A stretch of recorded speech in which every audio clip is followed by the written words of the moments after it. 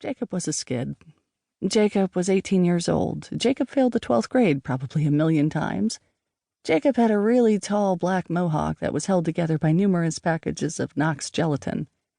Jacob always wore a studded denim vest with a black DOA patch on the back. Jacob was kind of always DOA himself. He was always in trouble with the police, with his parents, with his schoolmates, or with his friends, and he thrived on this trouble. He'd wear black lipstick to school and try to kiss the jocks. Jacob was always asking to get beat up. He was a martyr to the skids, and I'm pretty sure he thought he was a martyr to humankind. But the truth is, even though there were parts of me that admired him, that respected his nature to piss off authority, to be true to himself and be fearless, there were even parts that found the black lipstick to be sexy. Jacob was just kind of an idiot. "Were you in love with him?" Dr. Friedman asked, so casually, as if the topic of love was as important as whether I preferred chocolate ice cream or vanilla. "No," I said adamantly. That was the truth. I barely knew Jacob.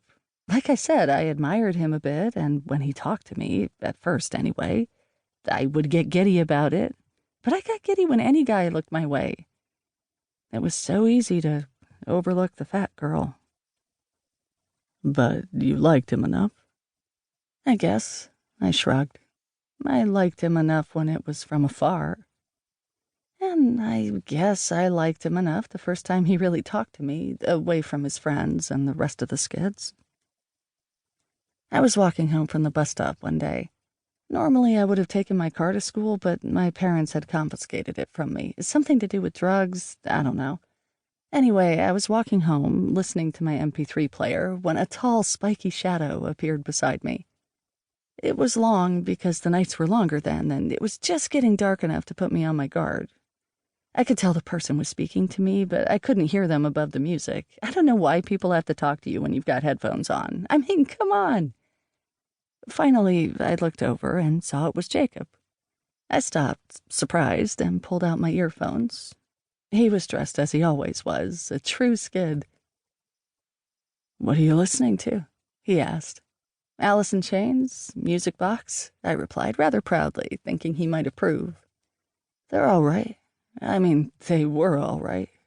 Kind of a shame about Lane, though. That fucker is irreplaceable. But he was too smart for the band anyway." I wasn't sure what was so smart about Lane, considering he died because of drugs, but I hadn't been too smart either. Then I noticed Jacob's wrists. They were wrapped in thick bandages. "You said Jacob had tried to kill himself," the shrink asked me, his words cutting through my memory. "That's what they said. Everyone at school," I told him. Earlier that week, there were rumors that Jacob had killed himself. Killed himself over some girl. Some even say he burned himself in a car, lit the fucking car on fire. And I never saw Jacob at all that week, so I believed it. But then there was no news of a funeral or anything, no news anywhere, really, so I started to think it was just a rumor.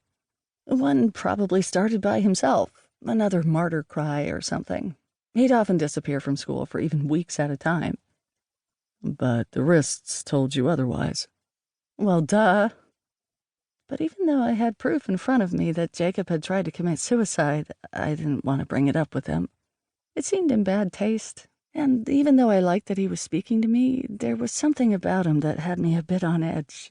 Maybe it had something to do with the fact that it was getting dark and I was walking alone with only my school books to protect me. Maybe it was the fact that he seemed a bit on edge himself, more so than usual. Either way, it was enough that I thought I should start taking self-defense classes one day. "And then what happened, Perry?" I shrugged. He walked me home. We talked a bit. "What about?" That day, it was just music.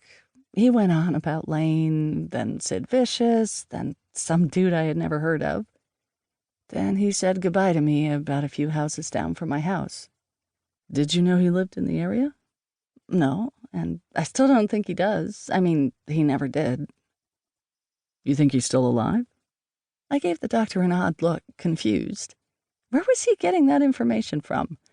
Of course he's still alive. Why wouldn't he be? I could tell the doctor wanted to say something else, but he stopped himself and said, "What did you guys talk about the rest?"